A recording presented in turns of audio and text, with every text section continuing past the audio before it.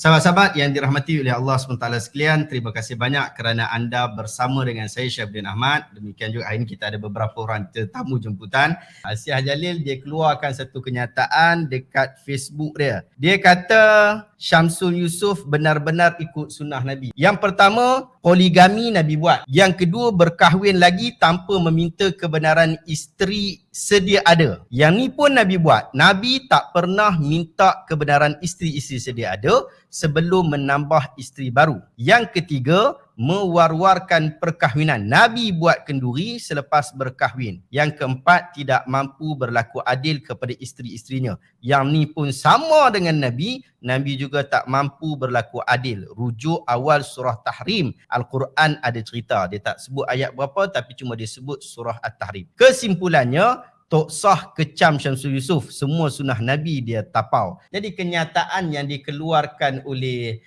Puan Asiah Jalil ini adalah satu kenyataan yang sangat ekstrim yang menyebabkan ramai daripada kalangan rakyat Malaysia keluarkan perasaan yang tak puas hati berkaitan tentang isu itu. Kapten mungkin boleh berikan ulasan berkaitan tentang apa yang telah disebutkan oleh Puan Asiah Jalil. Tafadhal. Baik. Assalamualaikum warahmatullahi wabarakatuh. Pertama sekali terima kasihlah kepada Ustaz Syihabuddin kerana sudi menjemput saya. Tentang Puan Asiah Abdul Jalil, kita memang mengenali beliau sebagai mengeluarkan kenyataan-kenyataan yang sangat konflik ataupun menimbulkan konflik dan juga menimbulkan kemarahan kita. Tetapi tak apa, kita react berdasarkan ilmu. Kita react dengan ilmu dan dengan itu kita memberi kefahaman kepada masyarakat dan boleh jadi Puan Asiah juga menonton. Moga-moga menjadi ilmu yang bermanfaat kepada beliau dan mereka yang sehaluan dengan beliau. Okay? Sebab kalau kita tengok di Facebooknya tu, yang komen tu, yang sehaluan tu pun ramai juga. Okey, jadi tentang poligami, kita terus ke poligami. Antaranya yang dikata benar-benar ikut sunnah Nabi, yang ini poligami Nabi buat. Dan nombor dua, saya nak komen terus nombor dua, berkahwin lagi tanpa meminta kebenaran isteri sedia ada. Yang ini pun Nabi buat. Nabi tak pernah minta kebenaran isteri-isteri sedia ada sebelum menambah isteri baru. Di sini sebenarnya saya nak buat satu pembetulan. Syariat Islam sememangnya tidak mensyaratkan suami yang ingin poligami meminta kebenaran. Tetapi apa yang afdal untuk kita masa sekarang ini ialah memaklumkan kepada isteri sedia ada. Okey, kalau kita rujuk kepada sirah dan sunnah Nabi SAW, memang betul bahawa baginda SAW apabila ingin menambah isteri, ingin berkahwin lagi, baginda terus berkahwin tanpa memaklumkan terlebih dahulu kepada isteri-isteri yang sedia ada. Ini baginda lakukan kerana pada zaman baginda, it is the norm, satu kebiasaan untuk poligami. Jadi tidak perlu dimaklumkan sebab isteri-isteri Rasulullah memang daripada awal boleh expect, boleh jangka suami mereka yang ini Rasulullah SAW akan berpoligami. Cuma tunggu bila saja, dengan siapa saja. Sebab pada zaman itu poligami adalah satu kebiasaan. Cuma bagi kita sekarang ini, bagi sesiapa yang ingin berpoligami, disebabkan sekarang kita di Malaysia ataupun dunia sekarang ni poligami sesuatu yang jarang-jarang, sesuatu yang janggal, sesuatu yang aneh, maka dianjurkan memaklumkan isteri sedia ada sebab ini something yang not expected, bukan sesuatu yang mereka jangkakan. Berbeza dengan para isteri pada zaman Rasulullah SAW, ia adalah sesuatu yang mereka jangkakan. Kalau Nabi tak poligami pun mungkin ya, mereka silap-silap tertanya dalam diri, bila nak kahwin lagi ni? Okey, kita sekarang ni lain. Tak, suami aku tak kahwinnya, tak punya. Tengok-tengok kahwin ya. Perkahwinan ini adalah satu pasukan, satu tim. Bila kita nak tambah satu lagi team member, sudah tentu kita akan memaklumkan kepada tim yang sedia ada. Ini cara yang terbaik dalam rangka ingin berpoligami, kepada suami-suami yang ingin berpoligami. Yang ketiga, mewar-warkan perkahwinan. Nabi buat kenduri selepas kahwin. Ya, betul. Dan kita pun sekarang ini bagi sesiapa yang ingin berpoligami setelah nikah apa semua itu pun tetaplah sunnah untuk membuat majlis walimah. Sebab kadang-kadang saya mendapat feedback daripada orang yang baru berkahwin, baik suami atau isteri, mereka kahwin senyap-senyap dan lepas itu pun tak ada kenduri walimah apa semua tu. Yang itu tak betul. Okey, kita ikut sunnah Nabi sebaik yang mungkin, sebanyak yang mungkin, dan termasuk daripadanya ialah mengadakan majlis walimah. Cuma majlis itu mengikut kemampuan masing-masing lah, tak perlu semestinya nak kena sewa dewan hotel apa semua tu, mengikut kemampuan masing-masing. Okey. Dan kita masuk ke poin yang keempat, dan ini yang paling serius. Perkara ini sebenarnya pernah diutarakan oleh Puan Asia beberapa ketika yang lalu, beberapa kali juga di Facebook beliau. Tahun 2019 ada, sebelum-sebelum itu apabila dimasukkan awal surah Tahrim ialah ayat 1, 2, 3, 4. Okey, dan kalau kita rujuk ayat tu by itself, ayat itu sendiri memang tak nampak apa-apa yang Allah SWT firmankan tentang adil tidak adil. Tetapi yang ada ialah sebab turunnya ayat itu. Dan Puan Asia sendiri dalam postingnya yang lama juga berbicara tentang sebab turunnya ayat. Beliau mendakwa sebab turunnya ayat ialah Rasulullah SAW tidak berlaku adil kepada isteri-isterinya, lalu kerana itulah turun ayat 1, 2, 3, 4 surah At-Tahrim. Jadi pada kesempatan ini ayuh kita mengkaji 3 riwayat yang ada tentang sebab turunnya ayat 1, 2, 3, 4 surah At-Tahrim. Okey, riwayat yang pertama yang dikeluarkan oleh Imam Ibnu Abi Hatim dan Ibnu Mardawih, bahawa kononnya ada seorang wanita yang menawarkan dirinya kepada Rasulullah SAW. Dikatakan namanya Ummu Syarik. Lalu di kalangan isteri-isteri baginda ada yang tidak suka, ada yang tidak berpuas hati, maka Rasulullah SAW mengharamkan wanita itu ke atas dirinya demi menjaga hati isteri-isterinya yang sedia ada. Okey, ini sebab turun yang pertama. Cuma sebab turun yang pertama ini darjatnya adalah dhaif, didaifkan oleh Imam Ibnu Katsir. Beliau berkata ini adalah riwayat yang gharib. Demikian juga didaifkan oleh Imam Al-Qurtubi dalam tafsirnya, juga oleh Imam As-Suyuti. Okey, ini riwayat pertama, kita tolak tepi. Riwayat yang kedua pula tentang sebab turunnya ayat. Okey, hadis yang dikeluarkan oleh Imam Bukhari dan Muslim dan selainnya. Jadi ini confirm sahih, muttafaqun alaih. Okey, riwayat Imam Bukhari dan Muslim, di mana diterangkan bahawa secara ringkas, riwayat ni panjang, bahawa kebiasaan Rasulullah SAW apabila berada di Madinah, selepas solat asar baginda akan pergi ziarah isteri-isterinya setiap seorang. Okey, dan maknanya tengok sekejap apa khabar, apa gitu kan, sebelum akhirnya last pergi ke rumah isteri yang mendapat giliran pada hari itu. Okey, maknanya pergi tengok, tanya apa khabar, sebab zaman tu tak ada WhatsApp, tak boleh nak video call apa, jadi tanya khabar apa gitu, sampai ke rumah yang pada hari itu adalah giliran isteri itu, baginda akan stop di situ dan bermalam di situ. Okey, di kalangan isteri-isteri Rasulullah SAW ada yang suka memberi ataupun menjamu Rasulullah dengan madu. Okey, riwayat ada yang menyebut Zainab, ada yang menyebut Ummu Salamah, ada yang menyebut Saudah radhiyallahu anhu. Tetapi riwayat yang paling kuat ialah Zainab yang suka menjamu Rasulullah SAW dengan madu. Dan perkara ini tidak disenangi oleh dua lagi isteri Rasulullah SAW yang bernama Hafsah dan juga Aisyah radhiyallahu anhum, ya. Jadi mereka dua ni pakat, Hafsah dengan Aisyah ni macam rapat sikit. Lalu mereka dua ni macam berpakat. Okay? Mereka kata bila Rasulullah makan madu tu, kita dapat hidu daripada mulutnya bau madu. Tapi kita buat-buat bahawa kita menghidu sesuatu yang tak sedap, yang disebut sebagai maghafir, satu bau yang tak sedap, supaya kita nak macam sindir ke apalah kepada Rasulullah sallallahu alaihi wasallam. Maka pada satu hari selepas Rasulullah sallallahu alaihi wasallam minum madu di salah satu rumah isterinya, yang paling sahih disebut sebagai Zainab binti Jahsh, bila sampai ke Hafsah ataupun Aisyah, mereka berkata, apa mulut bau maghafir ni? Dan Rasulullah sallallahu alaihi wasallam seorang yang sentiasa menjaga kebersihan dirinya, sentiasa menjaga kewangian dirinya, dan dia baginda tidak macam ya ke ada bau busuk ke? Maka baginda pun mengharamkan madu terhadap dirinya dalam rangka menjaga hati isteri-isterinya itu. Maka sebab itulah turun ayat pertama, secara tepat ayat pertama surah At-Tahrim. Kemudian diikuti 2, 3 dan 4. Ini hadisnya panjang, secara ringkas saya sebut, ya. Okey, yang ini riwayat yang confirm sahih. Sahih Bukhari, Muslim dan lain-lain. Sekadar yang saya telah dapat sampaikan riwayat ni, nampak tak apa-apa yang tak adil dalam perbuatan Rasulullah sallallahu alaihi wasallam? Mandarin Adnan dia kata tak nampak. Nuril Anwar pun kata adil je tu. Syazwani Muhammad, tak nampak Nabi SAW sangat adil.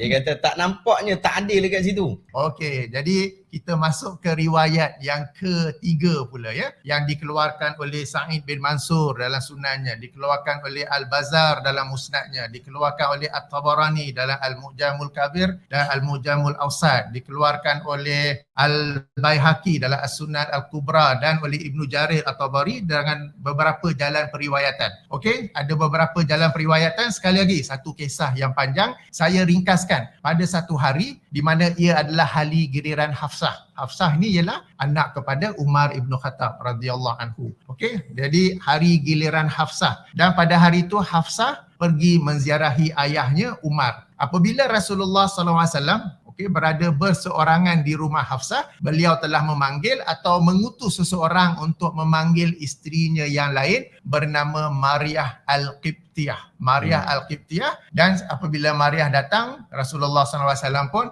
berjima dengan Mariah dalam rumah Hafsah. Tengah-tengah tu Hafsah balik dan mendapat tahu apa yang berlaku. Sudah tentu Hafsah akan cemburu, tak puas hati dan tak disebut tapi marahlah. Ada yang riwayat menyebut, wahai Rasulullah, kenapa kamu buat ini di rumah aku, di hari giliran aku. Jadi mendengar yang sedemikian, Rasulullah SAW dalam rangka cuba menjaga isteri hatinya Hafsah, beliau berazam tidak lagi untuk melakukan hubungan badan, hubungan jima dengan isterinya Mariah Al-Qibtiyah. Okay? Atau dalam satu riwayat lain ialah Hafsah lepas tu terus pergi mengadu kepada Aisyah sebab dia orang dua-dua ni geng dan dia orang dua-dua ni marahlah, ataupun nak kata marah mungkin kerana rasa cemburu, tak puas hati terhadap Rasulullah SAW, maka Rasulullah SAW pun mengharamkan Mariah ke atas dirinya. Maknanya baginda tidak akan lagi melakukan hubungan badan dengan Mariah Al-Qibtiyah. Barulah turun ayat pertama surah At-Tahrim itu yang bermaksud, wahai Nabi, kenapa kamu mengharamkan ke atas dirimu apa yang Allah halalkan bagi kamu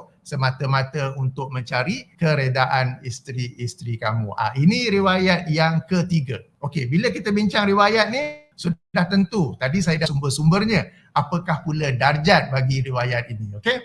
Baik, darjatnya seperti saya kata tadi, riwayat ini memiliki beberapa jalan periwayatan. Kitab Sunan Sa'id bin Mansur yang saya rujuk tu, muhakkik tu telah menjelaskan semua jalan periwayatan sampai 3 muka surat rasanya. Dan setiap jalan periwayatan itu ada perbincangan di dalamnya. Ada yang dhaif jiddan, ada yang dhaif. Tetapi yang menariknya, Al-Hafiz Ibnu Hajar Al-Asqalani yang wafat tahun 852 Hijrah dalam kitabnya Al-Takhrij Al-Habir fi Takhrij Hadis Ar-Rifa'i Al-Kabir, hadis nombor 1595. Okay. Hadis nombor 1595, beliau pun mengemukakan riwayat-riwayat itu. Di akhirnya beliau membuat kesimpulan, dengan menghimpun jalan-jalan periwayatan ini, ia menunjukkan bahawa kisah ini ada asalnya. Okey, sebab saya ulangi lagi, ia ada beberapa jalan periwayatan. Semua jalan periwayatan itu ada perbincangan tentang darjatnya. Tetapi Al-Hafiz Ibnu Hajar Al-Asqalani membuat kesimpulan setelah mentakhrijkan hadis-hadis itu, dia kata jika kita himpun semuanya jalan-jalan periwayatan itu, ia menunjukkan bahawa bagi kisah ini ada asalnya. Saya tekankan ada asalnya apa ya? Ibnu Hajar tidak mensahihkannya, tidak menghasankannya, tetapi sekadar berkata ada asalnya. Okey, di sini ada satu lagi jalan periwayatan lain yang sahih yang dikeluarkan oleh Imam An-Nasa'i dalam sunannya. Hadis nombor 3897. Penomboran lain 3959. Tetapi riwayat ini pendek saja. Sekadar menerangkan bahawa Rasulullah SAW sering menggauli hambanya dan perkara ini tidak disenangi oleh Hafsah dan Aisyah, dan mereka berterusan seperti menyindir Rasulullah SAW sehinggalah Rasulullah pun mengharamkan hambanya itu ke atas dirinya. Okey, lalu turunlah ayat pertama surah At-Tahrim itu, wahai Nabi, kenapa kamu mengharamkan apa yang dihalalkan oleh Allah bagi kamu kerana mencari keredaan isteri kamu. Okey, itu riwayat ketiga secara ringkas. Sekarang berdasarkan sebab turun riwayat ketiga ni, nampak tak? Ada tak yang Nabi SAW buat sebagai tidak adil?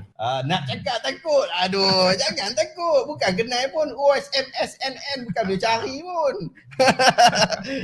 Arman Akil kata it's fair. So dia kata fair lah. Okay. Sejujurnya Dr. Lokman Clash kata tak ada tak adil. Tak ada isu kat adil kat sini Syazwani Muhammad dia kata Nabi SAW terlalu nak jaga hati isteri-isterinya sampai Allah tegur. Ini yang difahami oleh Syazwani. Tapi Syazwani tak komen berkaitan tentang adil ke tak adil lah dalam bab ni. Dan kata bukan sebab adil tak adil, lebih kepada itulah sikap wanita. Cemburu tu ada, tu Allah nak tunjukkan Nabi tu manusia. Yang saya nampak, yang mungkin Puan Asiah nampak ialah Rasulullah SAW melakukan hubungan jima dengan isteri yang lain, yang ini Maria, pada hari giliran Hafsah. Okey, mungkin dia nak korek ke situ lah. Itu yang dia nampak tu. Okay. Saya ulangi, melakukan hubungan jima, hubungan seks dengan isteri lain, yang ini Maria, pada hari giliran Hafsah. Dan kemudian ada pula tak kena sebab melakukannya dalam rumah Hafsah. Okey, bila rumah-rumah para isteri Nabi SAW, dia bukanlah banglo 5 bilik 10 bilik. Yalah, betul. Dia ruang tamu kemudian terus bilik. Jadi bila lakukan tu maknanya lakukan dalam bilik tidur, dalam bilik tidur Hafsah tu lah. Okey, jadi dua yang sebenarnya. Pertama, yang dikatakan sebagai tidak adil oleh Puan Asiah, ini I am trying to interpret what she sees from this particular riwayat. Okay, saya cuba tafsirkan sendiri. Ialah apabila Rasulullah SAW diriwayatkan melakukan hubungan jima dengan isteri yang bukan berada pada hari gilirannya, tapi buat pula dalam rumah isteri yang ada gilirannya pada hari itu. Jadi para penonton nampak tak apa yang saya nampak? Ke saya seorang nampak ya? Kenapa perkara ini tidak masuk dalam hal adil tak adil? Sebab kalau kita rujuk, katakanlah riwayat ini sahih. Sebab ini paling-paling yang dapat dikatakan oleh Al-Hafiz Ibnu Hajar. Al-Hafiz Ibnu Hajar ni imam hadis besar ya. Pengarang kitab Fathul Bari, disebut sebagai Amirul Mukminin dalam bidang hadis apa semua. Paling-paling dia kata riwayat ini ada asalnya. Beliau sendiri tak berani nak kata riwayat ini hasan li ghairihi ataupun sahih li ghairihi. Okey, tak apa. Andai kata yang ini dia adalah sahih, kalau kita renung, apabila Allah SWT menurunkan ayat yang ada kaitan dengan peristiwa ini, Allah SWT tak sebut langsung pun tentang adil tak adil. Yang ada ialah kenapa mengharamkan apa yang halal bagi kamu, kerana menjaga keredaan isteri-isteri kamu. Tak bincang langsung tentang adil tak adil. Demikian juga saya sebelum datang ni saya sempat semak 4 kitab tafsir. Tafsir At-Tabari, tafsir Al-Qurtubi, tafsir Ibnu Katsir dan tafsir Fathul Qadir oleh Imam Asy-Syaukani. Keempat-empat tafsir ini ada mengemukakan kisah Maryah ni, Maryah pada hari giliran Hafsah, dan seorang pun tak bincang tentang aspek adil tak adil. Maryah Qibtiyah tu kan hamba. Okey. Tolong. Yang sebut Maryah Qibtiyah tu hamba, yang tu yang betul. Sebab kalau kita semak ayat tentang poligami yang semua lelaki dah hafal kecuali saya. Surah An-Nisa ayat ketiga, di mana Allah suruh bukan suruh. Fankihu, nikahlah sesiapa yang kamu suka, 2, 3 atau 4. Namun jika kamu bimbang tidak dapat berlaku adil, maka seorang sahaja atau malakas aimanukum, hamba yang kamu miliki. Okey, Maryah Al-Qibtiyah status dia apa? Status dia dalam sudut syariat Islam disebut sebagai sariyat, yakni seorang hamba yang telah dinikahi oleh Rasulullah SAW, tetapi status dia tetap seorang hamba kerana beliau itu adalah pemberian maharaja ke pemerintah Mesir kepada Rasulullah SAW. Sebab itu para ulama ketika mengemukakan riwayat ini, mereka tak bincang langsung pun Rasulullah buat adil ke tak adil. Kerana apa? Sebab Maryah adalah seorang hamba, dan terhadap seorang hamba tak ada giliran tertentu seorang hamba itu. Rasulullah SAW bila bergilir pun bergilir antara semua isteri-isterinya yang merdeka, yang bukan terhadap seorang hamba. Okey, jadi yang saya lihat, Asiah Abdul Jalil dia terlepas pandang perkara ini. Sebenarnya dia terlepas pandang dua perkara. Dalam posting